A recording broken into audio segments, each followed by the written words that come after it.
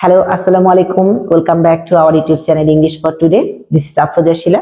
Hope all of you are fine. Alhamdulillah, I'm also fine.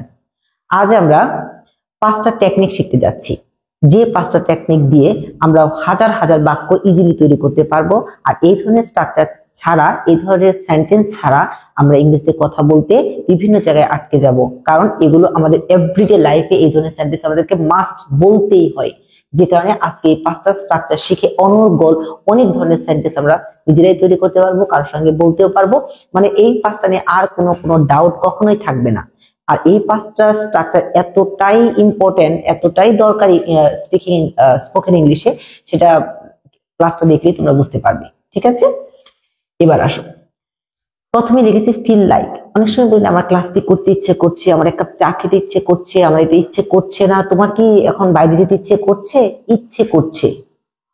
এই ধরনের কথা কিন্তু আমরা এভরিডে বলে থাকি। আমার বিকেলে এক কাপ চা খেতে ইচ্ছে করছে, আমার এখন ঘুমোতে ইচ্ছে করছে, আমার পড়তে ইচ্ছে করছে না, আমার বাইরে যেতে ইচ্ছে করছে না, আজ আমার বিরিয়ানি খেতে ইচ্ছে করছে, হ্যাঁ আমার পড়তে ইচ্ছে করছে না। এগুলো তো হর হামেশা বলি। আজ যেমন যেদিন অফ ডে থেকে মাঝে মাঝে আমার মনে হয় আজকে আমার রান্না করতে ইচ্ছে করছে না, আমার মাঝে মাঝে মনে হয় আজ আমি রান্না করবো না, দ্যাট মিনস আমার ইচ্ছেই করছে না।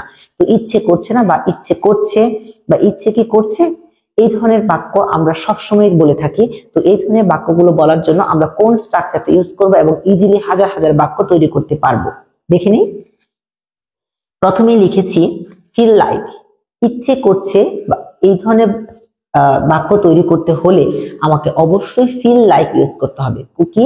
Feel like. ফিল লাইক অর্থ হচ্ছে ইচ্ছে করছে। তো আমার ইচ্ছে করছে, আই ফিল লাইক। এখন কথা হচ্ছে যখন আমি ফিল লাইক ইউজ করছি, তখনই ব্যবহার করছি, তখনই কি করতে হবে? তারপরে যে কাজটা আমার ইচ্ছে করছে সেই কাজটার আগে আমাকে একটা আইএনজি অ্যাড করতে হবে। তাহলে স্ট্রাকচারটা কি? সাবজেক্টের পরে ফিল লাইক, তারপর ভার্ব প্লাস আইএনজি। একটু ভালো করে আবার শুনে নাও কি বললাম।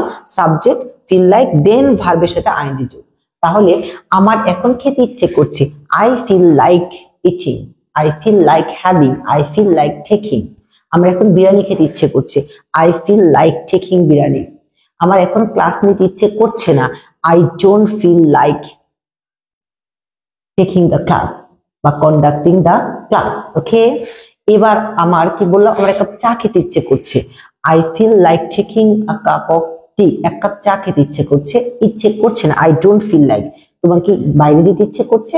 তাহলে do you feel like going outside, do you feel like going outside. তোমার কি কাজটি করতে ইচ্ছে করছে? Do you feel like doing the work? No, আমার ইচ্ছে করছে না, I don't feel like doing the work. Okay, তাহলে আমরা আজকে এই স্ট্রাকচার থেকে কি শিখে নিলাম? এখান থেকে শিখলাম হচ্ছে কোনো কিছু ইচ্ছে করছে, করছে না, ইচ্ছে কি করছে। দ্যাট মিনস ইচ্ছে করছে বোঝাতে আমাকে ফিল লাইক দিতে হচ্ছে। সাবজেক্টের পর সাবজেক্ট দিচ্ছি, ফিল লাইক দিচ্ছি, তারপর যে কাজটা করতে ইচ্ছে করছে বা করছে না ঠিক সেই কাজটার সাথে একটা আইএনজি অ্যাড করে দিচ্ছি। তাহলে কি বললাম, আমার এখন ক্লাসটা করতে ইচ্ছে করছে, আই ফিল লাইক কি বলবো, অ্যাটেন্ডিং দ্য ক্লাস।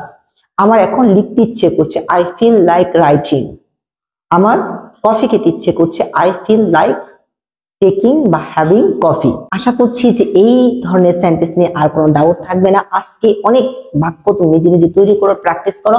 অন্তত এটা বলতে পারবে এই ক্লাসটা করার পর এই ধরনের বাক্য আমার কখনোই ভুল হচ্ছে না। ঠিক আছে, অন্তত এই ক্লাসটা দেখার পরে এই তোমার এখানে একটা ক্লিয়ার কনসেপ্ট তুমি পেয়ে যাচ্ছ। Next, can not help. Can not help অর্থ হচ্ছে কি? না করে পারি না, না করে পারি না। এমন কিছু কাজ আছে যে মন থেকে চাই মাঝে মাঝে না এটা করবো না, কিন্তু না করে পারি না। এরকম হয়ে থাকে যে হাসবো না বলতে হাসবো না, ওর কথা কখনো হাসবো না, বাট না হেসে পারি না, ওখানে না গিয়ে পারি না। ওকে হেল্প বারবার বলে না, ওকে হেল্প করতে যাব না, বাট হেল্প না করে পারি না, কাজটা না করে পারি না, হ্যাঁ রান্না না করে পারি না, তারপরে অফিসে না গিয়ে পারি না, অফিসে আমাকে যেতেই হয়, না গিয়ে পারি না। ঠিক এই যে না গিয়ে পারি না, না করে পারি না, এরকম ধরনের না করে পারি না, এই ধরনের বাক্য যখন আমরা বলবো, জাস্ট সাবজেক্টের পরে একটা ক্যান নট হেল্প লাগিয়ে দিব। কি দিব? Can not help, subject plus can not help. আবার বলি, subject plus can not help. শুনেছো কি? Subject plus can not help, তারপর ভার্বের সঙ্গে জাস্ট একটা আইএনজি অ্যাড করে দেবো। আজকে যে কয়েকটা স্ট্রাকচার তোমাদেরকে দেখিয়েছি, প্রত্যেকটা স্ট্রাকচারে আমরা দেখেছি সাবজেক্টের পরে যা ওই ধরনের একটা কিছু ইউজ করার পর দেন আমরা ভার্বের সাথে সবগুলোতে আইএনজি অ্যাড করে দিই। তোমাদের মনে রাখার সাথে ঠিক এইভাবেই দিচ্ছি। ঠিক আছে, তাহলে দেখো, আমি কাজটি না করে পারি না, I can't help, I can't help doing the work. আমি না হেসে পারি না, আই কান্ট হেল্প লাফিং। আমি তাকে সাহায্য না করে পারি না, আই কান্ট হেল্প হেল্পিং হিম। সে এখানে না এসে পারে না, হি can't help coming here. Coming here, understand? তাহলে দুটো স্ট্রাকচার কিন্তু তোমাদের শিখিয়ে ফেলেছি। এখন তোমাদের পালা, it's your turn to make many kinds of sentences. Okay, এবার আসো। Am is are be verb, দেখেছো কি? তারপরে বললাম প্লাস এর পরে দিয়েছি ইউজ টু। কি দিয়েছি? Use to. তারপরে ভার্বের সঙ্গে আইএনজি আর। এটার অর্থ হচ্ছে অভ্যস্ত। এটার অর্থ কি? অভ্যস্ত। যেমন আমি এই কাজটি করতে অভ্যস্ত, I am used to doing the work. দেখো used to, am is আর পর বি ভার্বের পর used to আছে, তারপর আমাকে ভার্বের সঙ্গে অবশ্যই আইএনজি অ্যাড করতে হবে। তার I am used to doing the work, আমি ক্লাস নিতে অভ্যস্ত। I am used to conducting the class. ওকে, এবার দেখলাম, এবার বলি যে সে এখানে সে সাঁতার কাটতে অভ্যস্ত। সে, he is used to swimming. used to swimming. আবার এটা দিলাম হচ্ছে যে মনে করো সে কাজটি করতে অভ্যস্ত। সে, হি ইজ, তারা কাজটি করতে অভ্যস্ত। They are use to doing the work.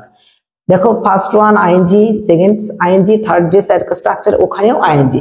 তাহলে তোমাকে জাস্ট এটা মনে রাখতে হবে, ইচ্ছে, এটা জাস্ট মনে রাখতে হবে, ইচ্ছে করছে এটার মানে হচ্ছে ফিল লাইক।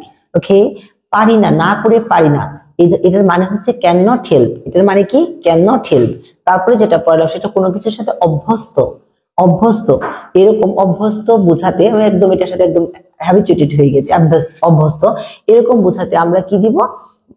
বিভাগ দিব, ইউজ টু দিব, বিভাগের পর অবশ্যই ইউজ টু দিব, দেন ভার্বের সাথে একটা আইএনজি অ্যাড করে দিব। ক্লিয়ার? এবার আসো, দিলাম কি? দেখো am is are plus good at, তারপর ভার্বের সাথে আইএনজি যোগ। একটু ভালো করে খেয়াল করেছো কি? ভার্বের সাথে আইএনজি যোগ। এখন দেখো আমি বললাম আমি রান্না, এটার ইংরেজিতে কি হচ্ছে? দক্ষ। বলো আমি রান্না করতে দক্ষ, I am good at cooking. Cooking. আমি সাঁতার কাটতে অভ্যস্ত, সরি দক্ষ, I am good at swimming. সে কথা বলতে অভ্যস্ত, সরি দক্ষ, সে কথা বলতে দক্ষ, he is good at speaking. Good at speaking. এবার সে ইংরেজিতে দক্ষ, হি ইজ গুড অ্যাট, কি দিলাম? গুড অ্যাট ইংরেজিতে ইংলিশ। কিন্তু ভার্ব পেলে ভার্বের সাথে তোমাকে, যদি নাউন হয় তাহলে কিছুই লাগবে না, বাট যদি ভার্ব দাও ভার্বের সাথে অবশ্যই আইএনজি অ্যাড করতে হবে। আর এখানে প্রত্যেকটা বুঝিয়েছি ভার্বের পর আইএনজি। এইগুলো ইউজ করার পর ভার্বের পর অবশ্যই আইএনজি যোগ করে তোমাকে কি করতে হবে? এই স্ট্রাকচারগুলো, এই ধরনের বাক্যগুলো তৈরি করতে হবে। ক্লিয়ার? নেক্সট যে বাক্যটা সেটা হচ্ছে would you mind. Would you mind অর্থ হচ্ছে কিছু মনে করবেন। আমি তোমার বাসায় গিয়েছি, তুমি আমাকে এক কাপ চা খেতে বললা, তো এরকম আপনি কিছু মনে করবেন? এক কাপ চা খেলে আপনি কি কিছু মনে করবেন? কাউকে কোনো কিছু মানে অফার করছো, কিছু যাতে মনে না করে, এই ধরনের বাক্য তৈরি করতে আমরা উড ইউ মাইন্ড দিয়ে থাকি। তাহলে উড ইউ মাইন্ড ভার্বের সঙ্গে একটা আইএনজি যোগ। Would you mind taking a cup of tea? Would you mind helping me? আমাকে হেল্প করতে কি আপনি কিছু মনে করবেন? Would you mind helping me? Would you mind helping me? Would you mind taking a cup of tea? অথবা বাইরে খুব নয়েজ, আমি তোমাকে বললাম জানালাটা লাগাই দাও, জানালাটা ক্লোজ করে দাও, তাহলে জানালাটা ক্লোজ করে দাও বলতে পারি would you mind closing the window? আবার বললাম দরজাটা খুলে দাও, হ্যাঁ দরজাটা খুলে দাও। এই ধরনের সেন্টেন্স গুলোতে যখন কিছু কি মনে করবেন, দরজাটা খুলে দিতে বললে আপনি কি কিছু মনে করবেন, এই ধরনের বাক্যতে আমরা বলতে পারি would you mind opening the door? Would you mind cleaning the room? অর্থাৎ কাউকে কোনো কিছুর জন্য অফার করতে হলে আমরা ওই ধরনের সেন্টেন্স গুলো উড ইউ মাইন্ড দিয়ে শুরু করব, তারপর যে কাজটা করতে বললাম ওই কাজটার সঙ্গে জাস্ট একটা আইএনজি অ্যাড করে দিব। এভাবে এই বাক্যগুলো তৈরি করতে হবে। এখন কথা হচ্ছে after watching the class you have to mind it. তোমাকে মনে রাখতে হবে যে যে যেমন ইচ্ছে করছে এটার জন্য আমাকে ফিল লাইক ইউজ করতে হচ্ছে। ওকে, না করে পারি না সেটার জন্য ক্যান নট হেল্প ইউজ করবো আমরা সাবজেক্টের পর। তারপর আমরা বললাম কি দক্ষ বোঝাতে আমরা গুড অ্যাট ইউজ করব, সাবজেক্টের পরে be verb then good at, তারপর ভার্বের সঙ্গে একটা আইএনজি অ্যাড। যেমন আমি রান্না করতে অভ্যস্ত, I am cooking at, sorry I am good at cooking. Okay, next আরেকটা বললাম সেটা হচ্ছে কি কাউকে কোনো কিছু অফার করা, যে কিছু কি মনে করবেন, এই ধরনের সেন্টেন্স তৈরি করতে আমরা would you mind closing the door? Would you mind closing the door? Would you mind opening the door? Okay, would you mind taking a cup of tea? আর আরেকটা সেন্টেন্স সেটা হচ্ছে অভ্যস্ত হওয়া, যেমন আমি এই কাজটি করতে অভ্যস্ত, I am use to doing the work, use to doing the work. তাহলে তোমাকে এখানে আজকে 5 ধরনের সেন্টেন্স শেখানো হলো, 5 ধরনের স্ট্রাকচার শেখানো। সেন্টেন্স তো হিউজ তৈরি করতে হবে, বাট 5 ধরনের স্ট্রাকচার শেখানো হলো। এই 5 ধরনের স্ট্রাকচার ইউজ করে তুমি হাজার হাজার বাক্য তৈরি করো, প্র্যাকটিস করো, দেখবে মানে এই ধরনের সেন্টেন্স গুলো নিয়ে আর কখনো কোনো ডাউট থাকবে না। সবাই ভালো থাকো, সুস্থ থাকো। Thanks to all.